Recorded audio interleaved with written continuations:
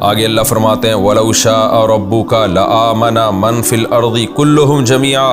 اے نبی صلی اللہ علیہ وسلم، آپ جو ان کے ایمان کے در پہ ہو رہے ہیں، کسی طرح یہ ایمان لے آئیں اور جب نہیں لاتے تو آپ کو پریشانی ہوتی ہے، تو یہ تو اللہ کے ہاتھ میں ہے۔ اللہ چاہے لَآمَنَ مَنْ فِي الْأَرْضِ، کہ سب جو مخلوق بھی زمین میں رہتی ہے، کلہم، سارے کے سارے انسان، جمیعہ، تمام کے تمام سارے مسلمان ہو جائیں، سارے ایمان لے آئیں، یہ تو اللہ کے ہاتھ میں ہے۔ تو ظاہر ہے اللہ اگر نہیں کر رہا تو اس کا مطلب کوئی وجہ ہے، کوئی حکمت ہے۔ وہ حکمت کیا ہے؟ آزمائش ہے۔ جس کا دل چاہے گا ایمان لائے گا، جس کا دل چاہے گا نہیں لائے گا۔ افا انت تکرہ الناس، تو کیا ہے محمد، تو کیا آپ تکرہ الناس، لوگوں کو مجبور کریں گے کیا؟ حتی یکونوا مؤمنین، کہ وہ سارے مومن ہو جائیں، یعنی اس وقت تک آپ ان پہ جبر کرتے رہیں گے کہ یہ مومن، جب تک کہ یہ سارے مومن نہ ہو جاتے؟ ظاہر ہے یہ جبر آپ کر نہیں سکتے۔ کیا مطلب؟ یہ ایسے ہے جیسے آپ کا کوئی ریلیٹیو ہو، کسی کو تبلیغ کر رہا ہو اور وہ مان نہ رہا ہو، تو آپ اسے کیا کہتے ہیں؟ کیا بھائی تو اس پر اتنی زبردستی کر سکتا ہے کہ یہ جب تک یہ مومن نہیں ہوتا تو اس کو مجبوری کرتا رہے؟ ظاہر ہے نہیں ہو سکتا نا ایسے، تو اس لیے ہم اس کو کہتے ہیں بھائی پھر اس کو اپنے حال پہ چھوڑ دے۔ تو نبی صلی اللہ علیہ وسلم کے دل میں لوگوں کے ایمان لانے کی حرص اتنی زیادہ تھی اور آپ کو اتنی فکر تھی۔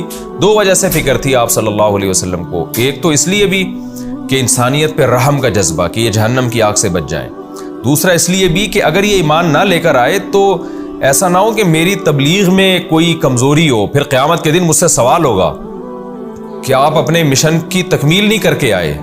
تو اس لیے اللہ نے کہا کہ آپ جو ان کے در پہ ہو گئے ہیں، تو اللہ چاہے تو سب کے دلوں کو پھیر دے۔ جب اللہ نہیں پھیر رہا، اللہ تو جبر کر سکتا ہے، زبردستی دلوں کو جو ہے نا گھما دے ایک طرف۔ تو افا انت تکرہ الناس، تو کیا آپ لوگوں کو مجبور کریں گے کہ لوگ سارے مسلمان ہو جائیں؟ ظاہر ہے آپ مجبور نہیں کر سکتے، آپ میں یہ جبر کی طاقت نہیں ہے، آپ میں قوت نہیں ہے، کیونکہ آپ کا لوگوں کے دلوں پہ زور نہیں چل سکتا، یہ زور اللہ کا چلتا ہے۔ تو میں مجبور کر کے بھی مسلمان کر سکتا ہوں، کوئی نہیں بھی چاہ رہا ہو پھر بھی اس کو کلمہ پڑھوا دوں میں، ایمان لے آئے وہ۔ تو اس لیے یہ جبر میرا کام ہے، یہ آپ کا کام نہیں ہے، یہ مجھ پہ چھوڑ دیں آپ کا کام کیا ہے؟ لوگوں کی ہدایت، جو آپ کو جو میں نے کام ذمے میں لگایا ہے تبلیغ کرنا، آپ اس کام کو فوکس کریں، آپ اس کام پہ توجہ دیں، اور یہ ٹینشن نہ لیں بہت زیادہ، جو بہت زیادہ نبی صلی اللہ علیہ وسلم اس بات کی ٹینشن لیا کرتے تھے۔ وَمَا كَانَ لِنَفْسٍ أَن تُؤْمِنَ إِلَّا بِإِذْنِ اللَّهِ، اور اے محمد صلی اللہ علیہ وسلم، کسی نفس کے لیے یہ ممکن نہیں ہے کہ وہ ایمان لے آئے مگر اللہ کے حکم سے۔ تو جب اللہ چاہے گا ایمان لے آئے گا، نہیں چاہے گا تو آپ کے چاہنے سے یہ ممکن نہیں ہے۔ یہ سب تسلی کے جملے ہیں۔ وَيَجْعَلُ الرِّجْسَ عَلَى الَّذِينَ لَا يَعْقِلُونَ، اور اللہ یہ گندگی انہی لوگوں پہ ڈالتا ہے جو عقل سے کام نہیں لیتے۔ کیا مطلب؟ کفر کی گندگی اور ایمان کی توفیق نہ ملنے کی گندگی، شرک کی گندگی، یہ ساری جو باطل عقائد کی گندگی ہے، یہ انہی لوگوں پہ اللہ ڈالتا ہے جو عقل سے کام نہیں لیتے۔ یعنی یہ بھی ایک اشکال کا جواب ہے کہ اللہ تو جو ہے نا گویا زبردستی تو نے معاذ اللہ لوگوں کو کافر بنایا ہوا ہے، تو اللہ اس کا جواب دیتے ہیں کہ نہ نہ نہ، ہم نے بھی فرق کیا ہوا ہے کہ جو عقل سے کام لے گا اس کو ہدایت ملے گی، جو نہیں لے گا تو اس کے بارے میں اللہ کی چاہت پھر یہی ہوتی ہے کہ اس کو ہدایت نہ ملے۔ قُلْ انظُرُوا مَاذَا فِي السَّمَاوَاتِ وَالْأَرْضِ، اللہ کہتے ہیں جو عقل سے کام نہیں لیتے ان پہ اللہ باطل عقیدے کی گندگی ڈالتا ہے، جو عقل سے کام لیتے ہیں تو ان کو اللہ خطاب کرتا ہے کہ دیکھو اس کائنات میں غور و فکر کرو، عقل سے کام لو تو تمہیں ہدایت ملے گی۔ قل، اے نبی آپ ان سے کہہ دیجئے، انظروا ماذا فی السماوات والارض، یعنی اے نبی آپ تبلیغ کا فریضہ ادا کیجئے، اور یہ جو ہم نے کہا کہ جو عقل سے کام نہیں لیں گے ان کو ہدایت نہیں ملے گی، جو عقل سے کام لیں گے ان کو ہدایت ملے گی، تو آپ ان کو عقل سے کام لینے کا حکم دیں۔ اور کیسے کام؟ کہ ان کو بتائیں کہ دیکھو آسمانوں اور زمینوں کے جو نشانیاں ہیں ان میں غور کرو، تو ان نشانیوں میں جب یہ غور کریں گے تو خدا کے وجود اور اس کی توحید پر ان کو ایمان لانا پڑے گا۔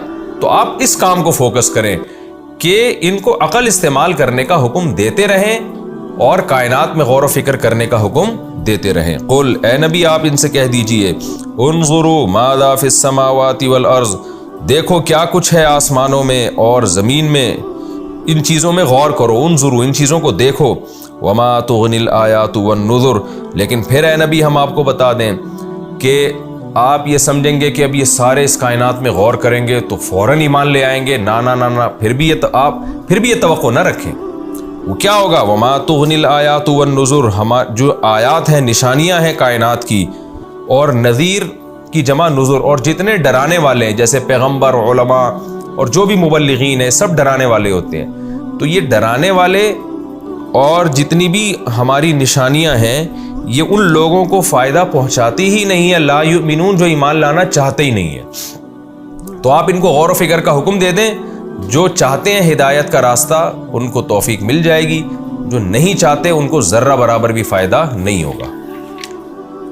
فَهَلْ يَنْتَظِرُونَ إِلَّا مِثْلَ أَيَّامِ الَّذِينَ خَلَوْا مِنْ قَبْلِهِمْ، تو تم کائنات میں بھی غور کر کے دیکھ لیا تم نے، پھر بھی توفیق نہیں مل رہی تمہیں، یا کائنات میں غور کرنے کے لیے تیار ہی نہیں ہو، تو کیا یہ لوگ انتظار کر رہے ہیں؟ الا مثل ایام الذین خلو من قبلہم، انتظار نہیں کر رہے مگر صرف انہی جیسے ایام کا جو ان سے پہلے جن قوموں کے ایام گزر چکے ہیں، انہی جیسے ایام کا۔ پچھلی قومیں ہلاک ہوئی ہیں، تو کیا یہ لوگ بھی ہلاکت کا انتظار کر رہے ہیں؟ بھئی یہ نشانی ہے، ان کو دیکھ کے ایمان لے آؤ۔ نہیں لاتے تو تم بھی کیا وہی انتظار کر رہے ہو جو قوم عاد، قوم سمود جیسے عذابوں کا؟ قل فانتظروا، اگر واقعی یہ انتظار کر رہے ہیں تو اے نبی آپ ان سے کہہ دیجئے فانتظروا، تم بھی انتظار کرو، انی معکم من المنتظرین، میں بھی انجام کا انتظار کر رہا ہوں تمہارے ساتھ۔ دیکھتے ہیں انجام کس کے حق میں ہوتا ہے۔ ظاہر ہے ساری دنیا نے دیکھ لیا کہ رسول اللہ صلی اللہ علیہ وسلم کو اللہ نے غلبہ عطا کیا، اور جو آپ کے مخالفین تھے اللہ نے ان کو رسوا اور ذلیل کر دیا۔